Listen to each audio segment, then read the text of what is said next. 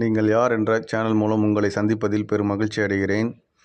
Last வீடியோவில் பார்த்தீங்கன்னா மேல்மனம், ஆழ்மனம், பிரபஞ்ச மனம் இதை பற்றி உங்ககிட்ட விரிவாக சொல்கிறேன்னு சொன்னேன். ஸோ இன்றைக்கி நம்ம பார்க்க போகிறது வந்து மேல்மனம். மேல்மனம்னா வெரி சிம்பிள். நம்ம டே டு டே லைஃப்பில் வந்து ஒவ்வொரு நிமிஷமும் வந்து எண்ணங்கள் கொண்டு தான் நம்ம வாழ்க்கையை நகர்த்திட்டு இருக்கோம். ஸோ உதாரணத்துக்கு பார்த்திங்கன்னா இப்போ நான் உங்ககிட்ட ஃபோன் பேசிகிட்டு இருக்கேன்.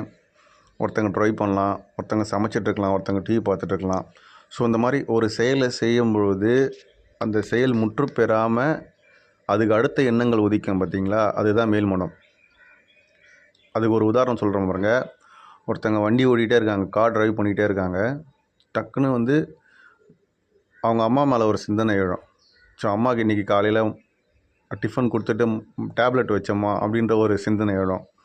ஸோ இந்த மாதிரி வந்து அந்த எண்ணங்கள் வந்து மாறிட்டே இருக்கும். அந்த எண்ணம் வந்து ஸ்டெடியாக நிற்காமல் மாறிட்டே இருக்கும் பார்த்திங்களா, அதுதான் வந்து மேல்மனம். ஸோ அப்போ உங்களுக்குள்ளே ஒரு கேள்வி வரலாம், ஒரு கொஸ்டின்ஸ் வரலாம். இந்த மேல்மனத்தை வந்து நம்மளால் கண்ட்ரோல் பண்ண முடியுமா, கட்டுப்படுத்த முடியுமா அப்படின்னு உங்களுக்குள்ளே ஒரு கேள்வி வரலாம்.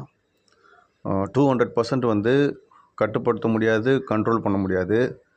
எல்லா எண்ணங்களும் வந்துகிட்டே தான் இருக்கும். ஸோ அதை நம்மளால் குறைக்க முடியும். அது எப்படின்னு பார்த்தீங்கன்னா, வர எண்ணங்களை வந்து நம்ம கவனிக்க ஆரம்பித்தோம் அப்படின்னா, லிசன் பண்ண ஆரம்பித்தோம் அப்படின்னா படிப்படியாக வந்து அது குறைய ஆரம்பிக்கும்.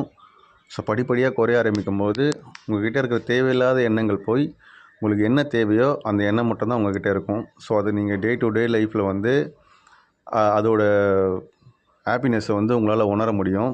ஸோ இதான் உங்கள்கிட்ட ஷேர் பண்ண நினச்சேன். வீடியோ பிடிச்சிருந்தால் லைக் பண்ணுங்கள், சப்ஸ்கிரைப் பண்ணுங்கள், உங்கள் ஃப்ரெண்ட்ஸ்க்கெலாம் ஷேர் பண்ணுங்கள்.